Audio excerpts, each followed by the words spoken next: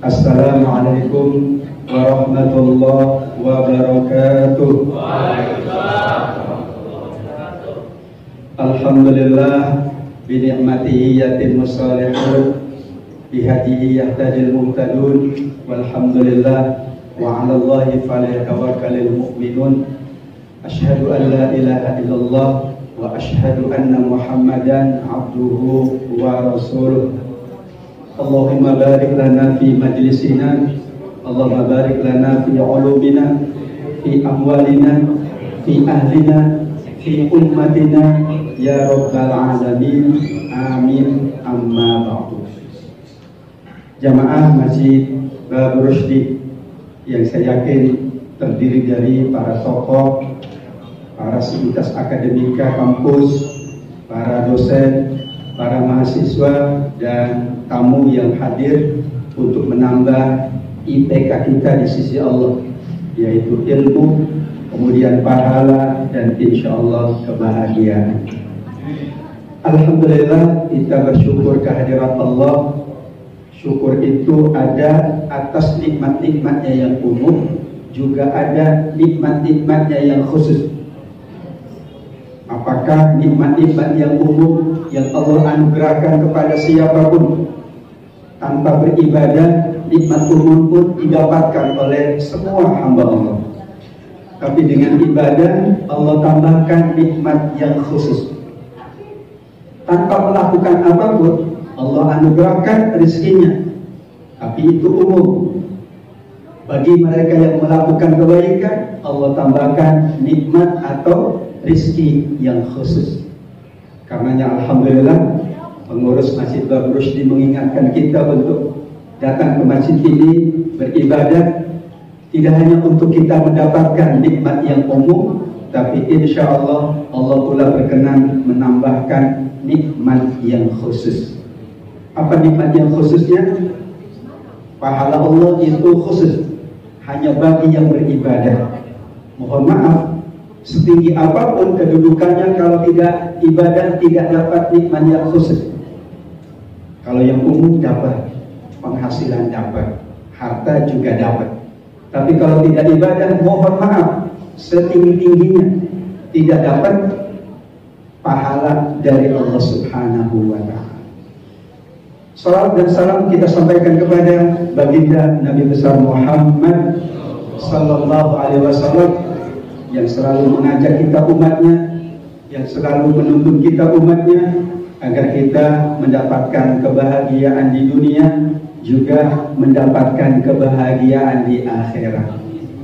Karenanya tuntunan Nabi tidak hanya untuk kebaikan dunia, tidak hanya untuk kebaikan akhirat. Karena orientasinya sejak awal bahagia dunia dan akhirat. Untuk bahagia dunia, sebagian orang mengatakan mudah, tapi untuk kebahagiaan akhirat semuanya mengatakan sulit. Untuk kebahagiaan dunia banyak yang mengatakan mudah. Bahkan ada yang mudah sekali dapat bahagia dunia. Duduk saja di rumah dapat bahagia dunia. Ada juga yang berpendapat bahwa untuk bahagia di dunia tidak perlu usaha yang keras sungguh-sungguh. Ada pula yang hanya kerjanya 1 jam, tapi nikmat dunianya melebihi dari yang kerja 50 jam kalau ada. Tapi Nabi menuntunnya tidak hanya kebahagiaan dunia. Kalau kebahagiaan dunia, sepertinya Nabi kalah sama sahabatnya yang kaya. Sepertinya Nabi kalah sama para pengusaha yang kaya. Tapi karena kebahagiaan akhirat, maka Nabi tuntun kita. Di antaranya sepakat para ulama, kebahagiaan akhirat itu tidak didapat dengan mudah.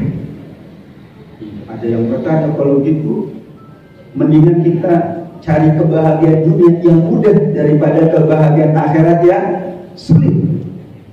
Kalau orientasi hanya kebahagiaan dunia yang mudah, sedangkan akhirat itu sukar, maka tidak ada ujian. Ujian itu tidak ada yang mengatakan mudah. Kalau ada ujian mudah, itu kayaknya bukan ujian, pura-pura ujian. atau soalnya udah dikasih. Kalau kemudian ada yang mengatakan ujian itu mudah, maka semua orang minta ujian dari Allah. Tapi tidak ada yang minta ujian, berarti ujian itu sulit. Sampai dikatakan oleh baginda Nabi, huffatil jannah bil makarih wa huffatin nabil bisyahwat. Kalau bahasa kita, surga itu diliputi, dirangkumi oleh hal-hal yang sulit, hal-hal yang tidak mengenakan. Tapi kalau neraka malah banyak diisi oleh hal-hal yang mengenakan. Itulah persepsinya. Jadi kalau tuntunan Nabi untuk dunia, sepertinya kita cari manusia lain yang lebih kaya dari Nabi. Kita cari manusia lain yang lebih sukses dari Nabi kalau hanya urusan dunia. Tapi kalau urusan dunia dan akhirat, tidak ada yang mengalahkan Nabi. Tanpa Nabi, hadirin wal hadirat, tidak mungkin kita mendapatkan surga. Iya. Kalau Nabi tidak memberikan syafaatnya, apakah mungkin kita mendapatkan surga? Al-Baqarah 143, bahwa di antara fungsi Nabi Allah tetapkan adalah litakunu syuhada'a 'alan nas wa yakuna ar-rasul 'alaikum syahida. Ini yang menetapkan Allah. Nabi akan menjadi saksi atas seluruh umatnya dalam kehidupan dunia.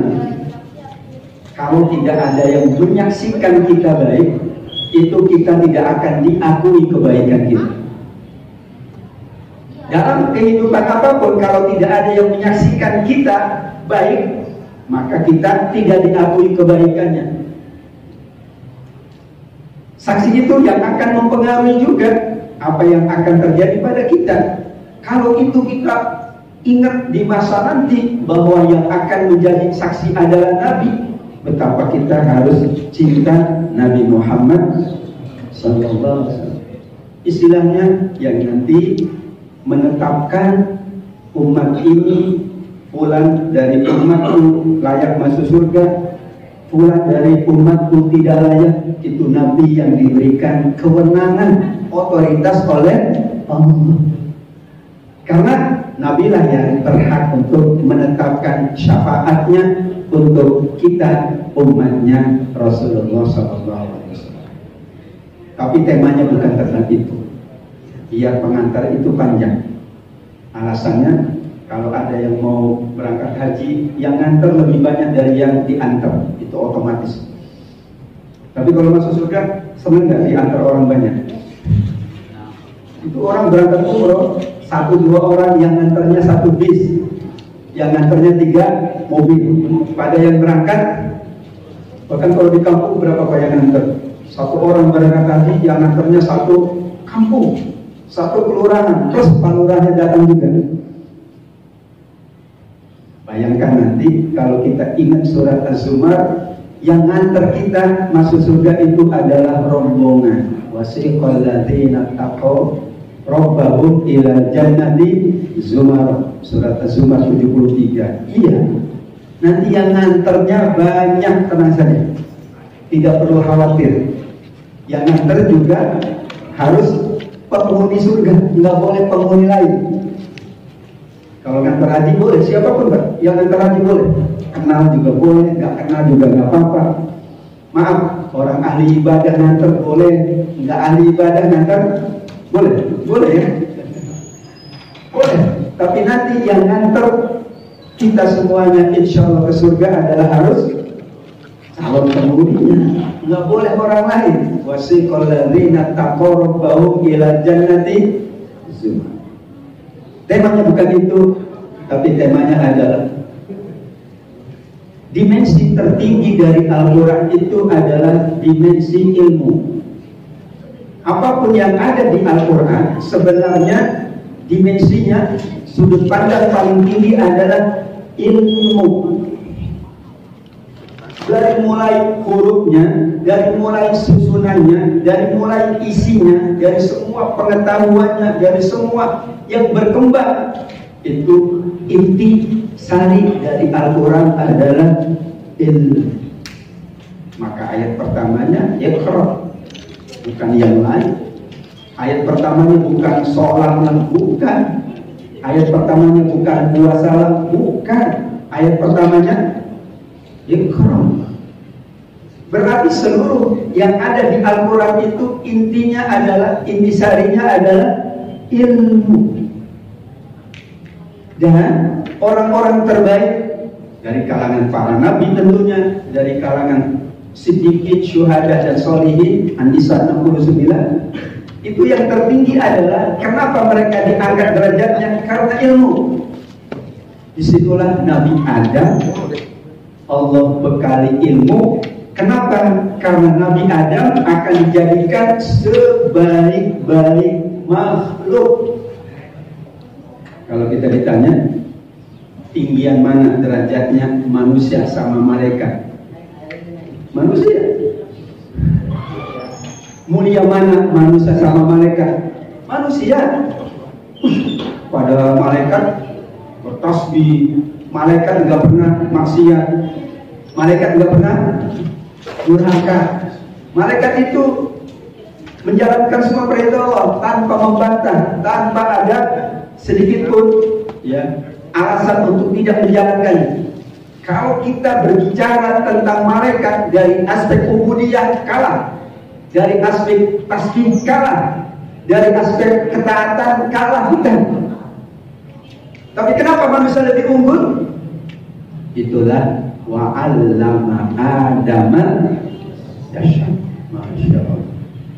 Manusia itu lebih unggul bukan aspek ibadah makhluknya, bukan aspek ketaatannya, tapi aspek ilmunya. Karenanya kalau orang tidak mau menuntut ilmu, berarti tidak dapat keutamaan sebagai manusia yang lebih tinggi derajatnya dari malaikat sekarang.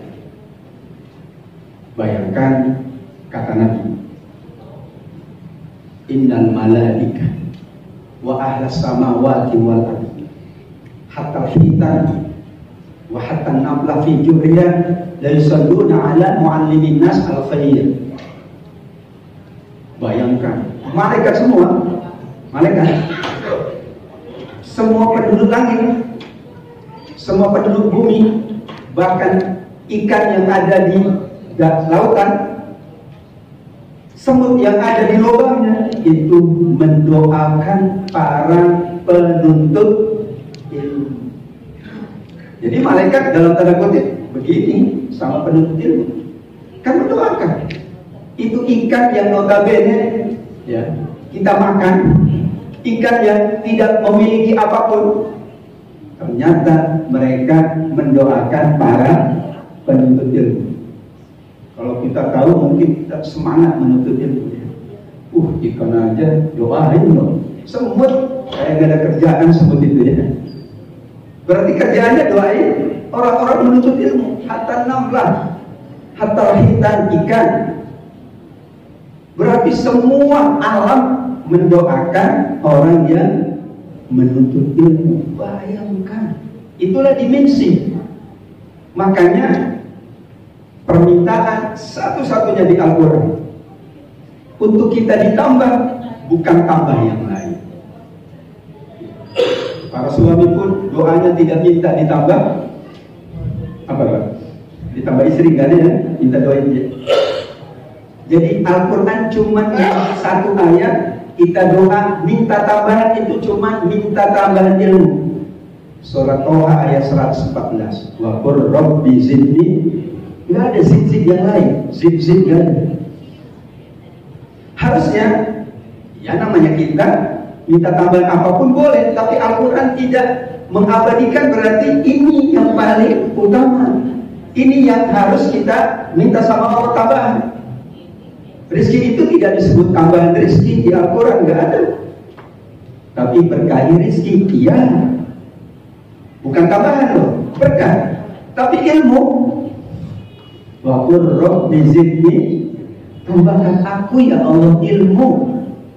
Bayangkan. Kata para ulama tersebut, bayangkan berarti satu-satunya ayat di mana kita dituntut oleh Allah minta tambahan, cuma minta tambahan ilmu. Harta bukan minta tambahan, minta keberkahan. Istri bukan minta tambahan, tapi kesolehan. Anak juga sama. Karenanya sampai hari kiamat nanti yang tidak pernah habis adalah ilmu. Nggak akan pernah habis. Mohon maaf, kekayaan itu akan habis. Akan habis.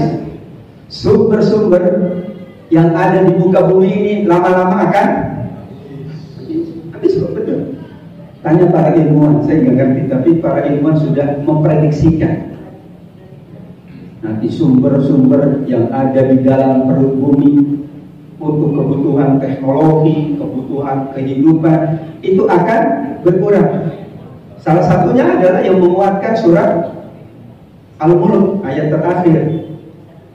Betul ya?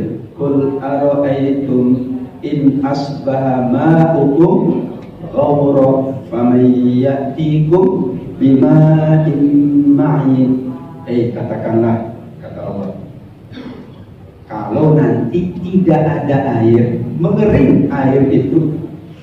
Padahal semua kehidupan berasal dari air. Surat Al-Anbiya, wa ja'alna minal ma'i kulla syai'in hayy. Semuanya. Berarti kalau air tidak ada, mengering, maka tidak ada kehidupan. Dan itu diprediksi nanti memang akan terjadi kekurangan harta, kekurangan bahan-bahan, kekurangan karena dipakai pasti kurang kan? Kenapa berkurang? Ya dipakai, kan kurang. Dimanfaatkan, kan berkurang. Emang ada yang dimanfaatkan nambah? Berkurang. Makanan dimakan, berkurang. Ternyata cuma satu yang gak akan pernah berkurang. Bahkan dokanal bahru midaidan li kalimati rabbi, ya.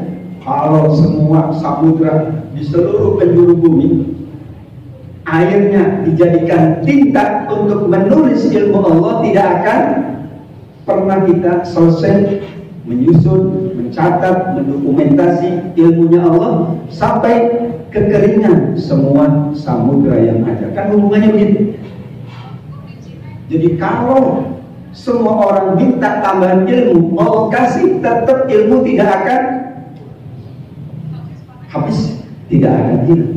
Tapi kalau itu namanya makanan, kalau itu namanya sumber bumi, pasti akan mengalami kekurangan atau mungkin nanti ketiadaan. Dan itulah kenapa dimensi ilmu, dimensi paling tinggi dari Al-Quran. Yang minta, yang menuntut kita minta tambahan ilmu adalah Allah. Padahal tidak ada permintaan tambahan kecuali tambahan di adik-adik mahasiswa. Kuliah itu berat apa ringan? Ini Pak Asarul lebih tahu ya Pak Dek. Bayangkan ya, UIJ ini hebat. Ada mahasiswi yang umurnya sudah 80 atau 70 berapa tahun. Bayangkan ya. Itu kalau yang muda melihat bingung ini gimana. 80 tahun selesai S3. Yang 20 aja nggak selesai-selesai. Yang 20 aja sedikit semangat, sedikit menurun. Masya Allah. Ini bandingkan. Ini betul kejadian di UIJ. Saya kok promotornya soalnya. Selesai S3 loh, nenek-nenek dipanggil sama teman-temannya. Nenek-nenek. Ya karena memang dia paling senior, sama dosennya aja dia lebih tua. Sama semua dosen. Sampai sama pak rektornya dia lebih tua. Masya Allah. Tapi semangatnya, dia tahu betul bahwa provisi di ilmu. Lah kalau saya duduk di rumah nggak nambah ilmu saya. Kalau saya maaf gitu ya, mengerjakan tugas-tugas sebagai seorang ibu saja, nggak nambah ilmu saya. Makanya kan ibu bagus semangat pengajian. Hari Senin aja pengajian, Selasa pengajian. Kenapa? Nambah soalnya. Apa yang nambah? Baju seragam. Nambah itu, bagus juga. Nah, baju seragam itu ilmu loh, ilmu itu kan ilmu caranya lunasin baju seragam, ilmu ya kan, ilmu cara merayu suami, ilmu semuanya. Masya Allah. Ketika ditanya, ya, kenapa sih suaminya, tentu yang hebat itu suaminya katanya. Membolehin istrinya kuliah lagi loh banyak. Ya, S3 loh, bayangkan. Padahal maaf selesai S3 kira-kira maaf ijazahnya dipakai nggak? Oh alam, orang udah kalau daftar jadi dosen juga bu, udah di rumah aja bu. Tapi semangat menuntut ilmunya.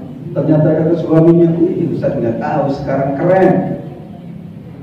Teman-teman saya itu, sekarang pokoknya nyanjung saya.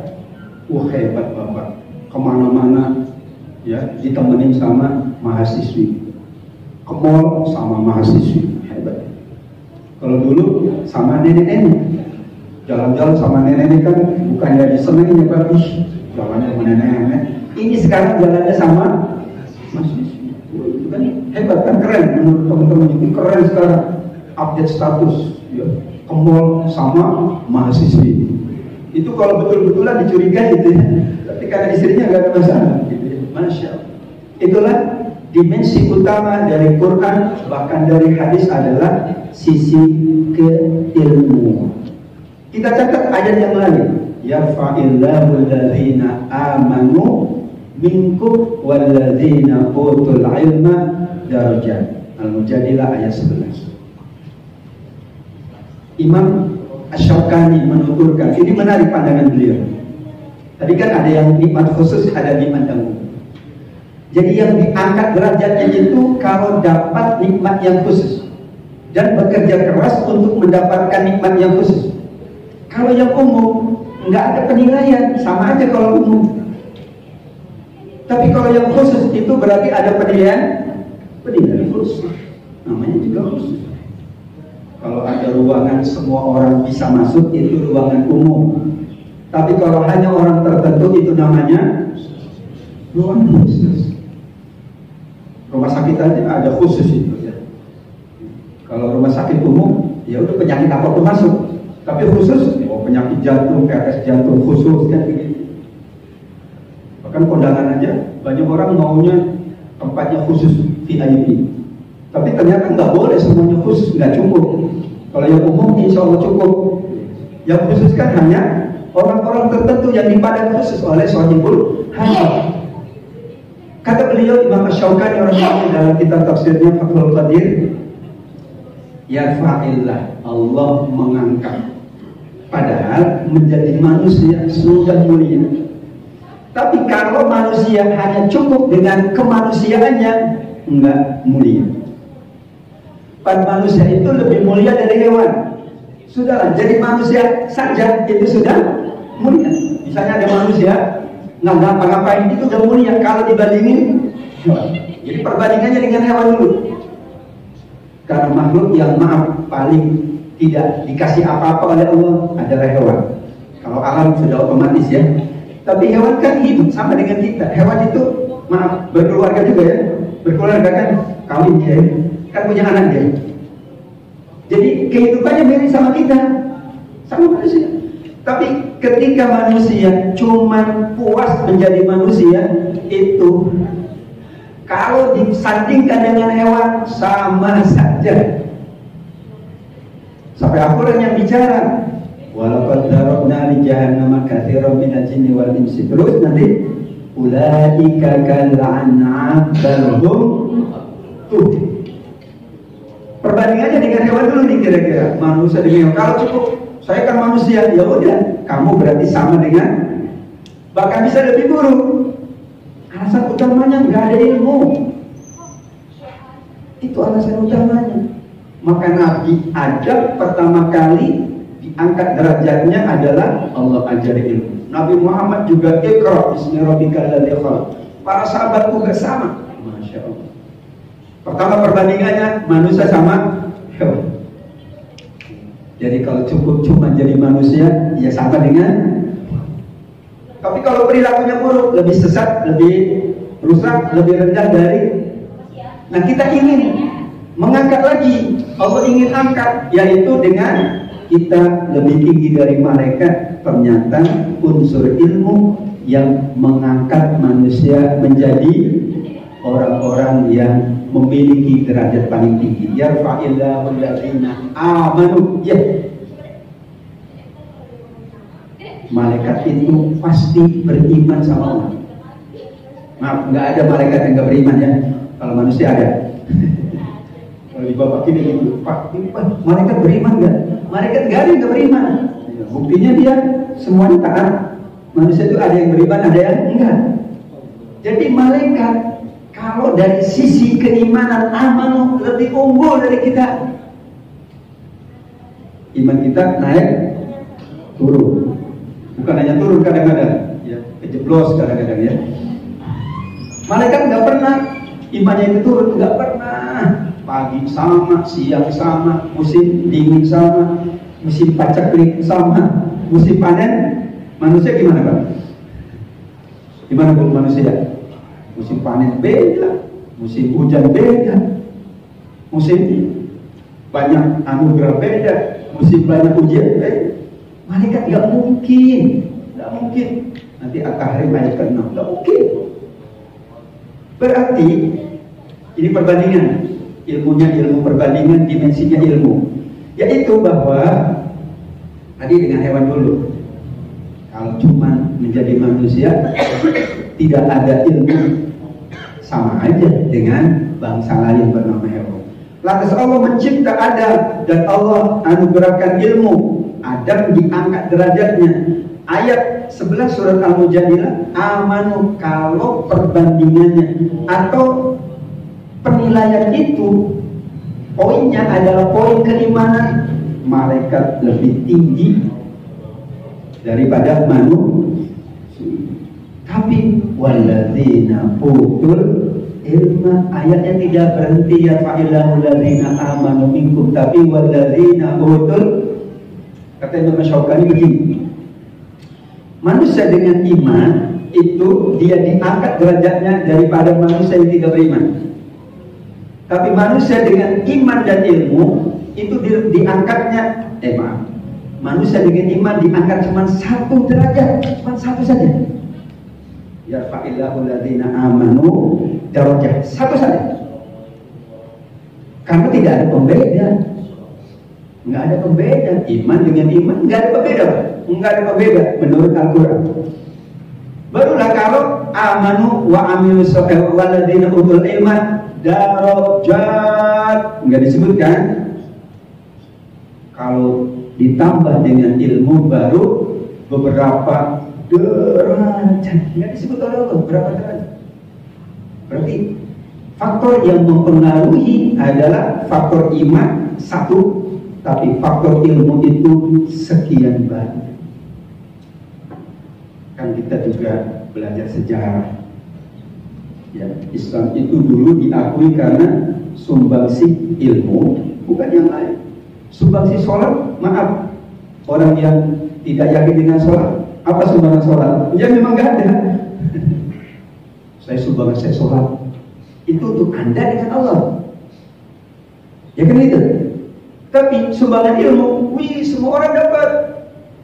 Bayangkan kalau tidak ada Ibu Sina yang menjadi pengasas dari ilmu medis kedokteran, nggak ada mungkin perkembangan ilmu kedokteran. Padahal Ibu Sina itu adalah seorang ulama.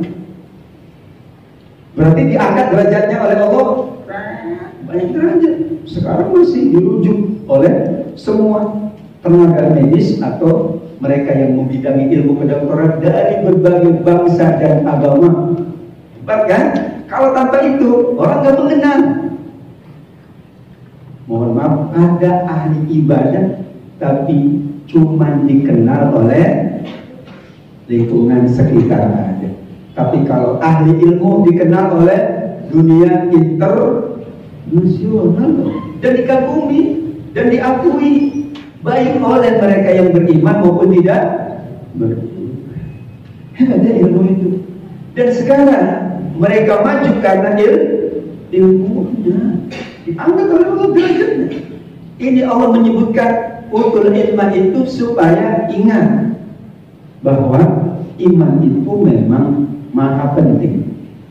Tapi kita hidup dalam kehidupan dunia, kembali kepada tadi, kebahagiaan dunia dan akhirat, ternyata ilmu. Tepat yang disampaikan oleh siapa? Sahabat Ali ya. Siapa yang ingin kebaikan dunia, bil ilmi, man arada dunya bil. Jadi orang yang sukses dunianya itu karena ada ilmunya. Tapi ilmu yang bagus ya. Jangan ilmu yang nggak bagus. Saya kaya pakai ilmu Pak. Ilmu apa? Santet, jangan gitu ya. Ilmu apa? Ilmu babi ngepet, nah itu nggak boleh. Tapi pakai ilmu juga gitu ya. Iya, mereka itu mencapai capaian itu pasti dengan ilmu, tentu ilmu yang bagus. Karena ada yang mencapai juga tidak pakai ilmu, tapi ilmu yang salah, yang dilarang ada juga. Tapi inilah tuntunan agama kita. Masya Allah, ada Al-Jabar, ada Al-Khwarizmi, bahkan yang menemukan ini ya, pembantu mata itu juga ilmuwan muslim. Listrik itu sebetulnya ilmuwan muslim dulu sebelum Thomas Alva Edison itu. Kalau kita baca sejarah ilmuwan itu berarti kan ilmu. Dan ternyata Allah Maha Baik, semua orang berilmu, Allah angkat derajatnya banyak. Meskipun tidak, ini soal dunia dulu. Ada nggak orang berilmu tidak diangkat derajat? Enggak ada. Sekarang itu yang menemu Zoom, itu bayangkan. Kita nggak tahu itu ya dulu, nggak terpikir bikin Zoom ya. Tapi yang menemukan Zoom, Masya Allah, Mark Zuckerberg siapa itu? Derajatnya berapa Pak? Terutama masa Covid dipakai oleh seluruh dunia. Padahal dia tidak beriman, tapi janji Allah. Sehingga harusnya ayat ini Al-Mujadilah ayat 11 kata Imam Asy-Syaukani, kalau orang beriman memang Allah angkat derajat. Tapi kalau diam dengan keimanan, tidak mendapatkan ilmu, tidak mencari ilmu, ya sudah satu level saja. Tapi kalau dibarengi dengan ilmu, levelnya diangkat. Nanti kan sejajar sama yang dunia tadi. Karena kita ingin mengejar dunia juga, maka levelisasi dunia juga sama. Tapi yang lebih diuntungkan adalah kita karena ada levelisasi akhiratnya. Itu. Jadi itulah dimensi kedua tentang ilmu. Hadirin wal hadirat yang dimuliakan oleh Allah. Ini zuhurnya maju banget soalnya nih Pak Haji ya. Haji Tisnanya. Memang zuhurnya 38. Paling gak enak tuh kuliah zuhur ya, zuhurnya 11.30. Paling enak kuliah zuhurnya itu 12.10 menit. Wah itu enak itu. Karena waktunya sempit. Dan ini waktunya panjang banget. Saya kalau di kantor kan begitu ya. Ya jam terus nggak apa-apa Ustaz katanya. Ya karena maju waktu zuhurnya berarti ceramahnya maju juga. Yang nggak bisa maju itu adalah kuliah subuh, itu enak, waktunya pasti. Pokoknya suruh berhenti. Jam berapa aja suruhnya? Kalau sekarang 4.10 itu suruhnya maju, 5.10 udah, atau 5.20 sudah suruh, ya udah selesai Pak. Kalau subuhnya jam 5.30 ya suruhnya mundur 6.45 atau jam 7. Nah itu ya kira-kira. Tapi yang menarik tuh Malaysia. Jadi yang malas bangun subuh tinggal di Malaysia, enak. Karena subuhnya nggak pernah jam 4.30. Saya di Malaysia 7 tahun. Subuh itu jam 5 ke atas, bahkan pernah jam 6 enak. Ih, tidurnya mantap. Ini ilmu juga, ini ilmu nih. Jadi kalau yang malas bangun subuh pindah ke Malaysia, subuhnya itu jam 5 ke atas, jam 6 aja pernah. Kemarin juga ya, jadi yang S3 ke Malaysia itu, ya, jam 4 belum subuh. Iya orang di sini Malaysia 5.30 baru subuh, enak kan? Enak. Itu sekarang jam 4.10, nanti jam 4.07 loh. Bangun sudah.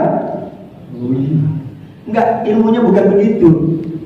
Ilmunya adalah kalau matahari belum ini ya sudah, ikutin aja. Mau jam berapa mataharinya duluan. Jadi matahari di kita itu semangat banget. Belum waktunya udah pada. Ya, pasti harus ikut matahari kan? Subuh ya ikut matahari, maghrib ikut terbenam matahari. Kalau gelap mendung hujan ya tetap ikut jam karena udah ditetapkan. Nah yang ketiga yang terakhir hadirin wal hadirat rahimakumullah, dimensi ilmu yang menjadi dimensi keagungan Al-Quran itu dikaji oleh semua ilmuwan, cendekiawan, pakar berbagai bangsa dan agama. Jangan tanyalah, banyak non-muslim yang hafal Quran. Kaget kan? Kita aja belah hafal-hafal. Ini berarti mereka paham ini ilmu. Mereka nggak tinggalkan loh. Karenanya ada buku yang sangat bagus, Profesor Syakib Al-Salam, Limadza ta'akhkhara al-muslimun wa taqaddama ghairuhum. Kenapa umat Islam mundur? Di antaranya ilmu. Mereka meningkat terus. Gimana? Teknologinya meningkat terus. Ini capaian. Ada teman di pertanian. Itu teknologi pertanian canggih mereka itu loh. Jadi ngurus sawah. Saya pernah ke Eropa, ngurus sawah, hektaran itu cuma 2 orang cukup. Karena teknologinya canggih. Nggak pakai kebo, nggak pakai tenaga kita kan terbatas. Jadi panen itu sekali bisa sejam selesai itu panen. Kita panen,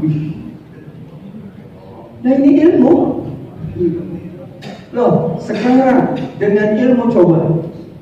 Betapa mudahnya manusia beribadah. Coba ibadah haji. Kalau nggak ada ilmu tentang transportasi udara, yang dulu ahli sayapnya adalah Pak Habibie almarhum, kita kewalahan. PNS nggak bisa haji. Naik apa hajinya? 6 bulan izinnya. Kebangetan itu.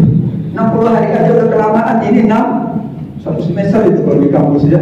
Sulit itu. Nah dengan teknologi pesawat 10 jam, bahkan haji plus bisa 20 hari saja. Mau 6 hari juga bisa, karena selesai haji itu 6 hari selesai. 8, 9, 10, 11, 12, 13 sudah selesai Pak. Tinggal pulang itu. Karena di Mekah doang, di Madinah itu sunnah. Hajinya tetap sah kalau nggak ke Madinah juga, tapi sayang gitu ya, udah jauh-jauh, udah mahal-mahal nggak sampai Madinah. Tapi ada jemaah saya nggak ke Madinah karena sibuk banget. Udah pulang lah nggak apa-apa. Sudah haji mabrur, haji mabrur. Yang ketiga tadi, bayangkan Quran itu dikaji oleh semuanya dari berbagai sudut pandang ilmu. Kedokteran juga baca ayat Quran, dia dapat ilmu bagaimana proses kejadian manusia. Ahli tumbuh-tumbuhan, pakar tanaman baca juga.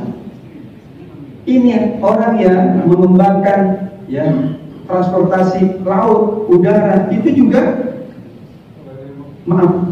prinsip-prinsip dasarnya ada di Quran. Tapi Quran bukan buku ilmu ya, tapi prinsip-prinsip dasarnya. Afala yang dulu, afala yang tafakkur, afala itu berarti, masya Allah. Itu kalau afala dikerjain semua itu jadi tinggi ilmunya. Pakai afala aja, ilmu afala. Dulu biasa saya selalu mengatakan gitu, ilmumu cukuplah pakai ilmu afala saja. Afala kan banyak afala yang dulu. Itu ilmunya jadi meningkat, cuma baca afala doang. Afala yang dulu ilal ibil. Tapi maksudnya bukan cuma baca afala, tapi ilmunya ilmu afala. Itu cukup Pak. Ya, pakai ilmu afala aja cukup. Afala kan isinya mengapa tidak memperhatikan, mengapa tidak mengkaji, mengapa tidak ini. Banyak sekali afala di dalam Al-Quran. Ini bagus juga. Ada yang bikin tesis judulnya afala menurut Quran. Orang bingung afala, apa itu afalanya? Itu ilmu baru. Nah disinilah ternyata ya, kalau maaf, ada yang mengatakan kalau Quran tidak ada ilmu, nggak ada yang mau mengkaji. Kalau bagi kita ada ilmu, ada ibadah, ada pahala, lengkap kita. Tapi bagi sebagian orang, kenapa mau menelah Quran karena ada ilmu? Sama aja kalau menelaah satu buku nggak ada ilmunya, malas bacanya. Pahala sih iya dapat, tapi kan tadi unsurnya adalah dunia dan akhirat. Dan akhirat didapat 1 huruf 10 kali, bayangkan. Ditambah dengan sisi ilmunya yang nggak bisa dibatasi.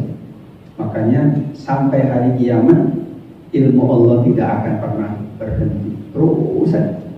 Yang mungkin berkurang atau habis adalah karunia Allah yang sifatnya materi. Itu mungkin habis karena dimanfaatkan terus Tapi ilmu semakin dimanfaatkan malah semakin. Nah, terserah para dosen itu pada hakikatnya nggak tahu apa-apa, termasuk saya. Tapi saya dapat ilmunya dari mahasiswa, kan dapat ilmu. Orang mahasiswa diskusi, mahasiswanya nyusun makalah, kan dapat ilmu. Itulah ciri dosen S2 S3 itu enak, ilmunya banyak Pak. Karena mahasiswa yang mencari ilmunya, nah kan nyari ilmu, bukan dapat ilmu loh, yang cari ilmu kan. Utlubul ilma berarti mencari ilmu, tolakul ilmu mencari, bukan dapat ilmu. Maka ada kata Imam Malik, ada di flyer Masjid Babur Rosdi itu bagus ya. Ilmu itu didatangi, bukan ya sudah. Jadi mereka yang mencari Pak, dosen tidak mencari. Yang nyari ilmu siapa? Wah, kadang-kadang dosen itu misalnya. Masih saja nyari ilmu Pak, memang ya. Dulu dosen juga nyari ilmu dulu ya, 10 tahun yang lalu, 15 tahun yang lalu. Artinya bahwa harusnya menjadi apa ya, motivasi terbesar kita saat kita membaca Al-Quran, ilmu apa yang sudah kita dapat, karena orang lain sudah mendapatkan ilmu dari Al-Quran. Untuk itu majelis ilmu ya, didoakan oleh malaikat tadi, majelis ilmu menjadi taman-taman surga. Majelis ilmu itu dikagumi oleh Allah, bahkan nama-nama orang yang ada di majelis ilmu itu diabsen oleh Allah di depan malaikat-malaikat. Oh, nama kita ada loh, diabsen. Meskipun di masjid nggak ada absennya, itu absennya malaikat yang absen, nggak apa-apa. Absennya itu absen pahala. Masya Allah. Bahkan dikatakan dalam sebuah riwayat, kalaupun orang datang itu cuma mampir, ya cuma transit, tetap sama. Jemaah tetap sama yang transit. Biasanya kan ada yang transit, itu nilainya sama. Ya. Masya Allah. Itulah hadirin wal hadirat, ya catatan penting dari Al-Quran ini, bahwa dimensi ilmu adalah dimensi teragung, dan alhamdulillah kita terus menuntut ilmu baik secara formal, informal maupun non formal, karena tidak ada batasan ya, dimanapun disitulah ada ilmu Allah. Dengan siapapun insya Allah disitulah ada ilmu Allah. Wabil khusus tentu dengan di sarana-sarana ilmu, di masjid taklim atau di media-media yang lain, yang mudah-mudahan dengan itu Allah angkat derajat kita dengan tingkatan yang tidak dibatasi oleh Allah, karena kita adalah hambanya yang selalu berusaha menuntut ilmu Allah Subhanahu wa ta'ala. Amin ya rabbal alamin. Rabbi zidna ilman nafi'a warzuqna fahman wasi'a ya rabbal alamin.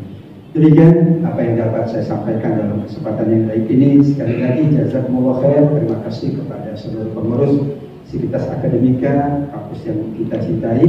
Demikian juga Bapak Ibu yang hadir ya, dari kecamatan yang selalu memakmurkan masjid ini, atau para tamu yang hadir, serta siapapun yang berada di lingkungan kampus yang kita cintai ini, Universitas Islam Jakarta. Mudah-mudahan mendapat keberkahan, mendapat catatan pahala, dan kita mendapatkan tambahan kebaikan dari Allah di dunia, dan nanti kita akan mendapatkan itu pada saat kita berada di dalam surga Allah. Amin ya rabbal alamin.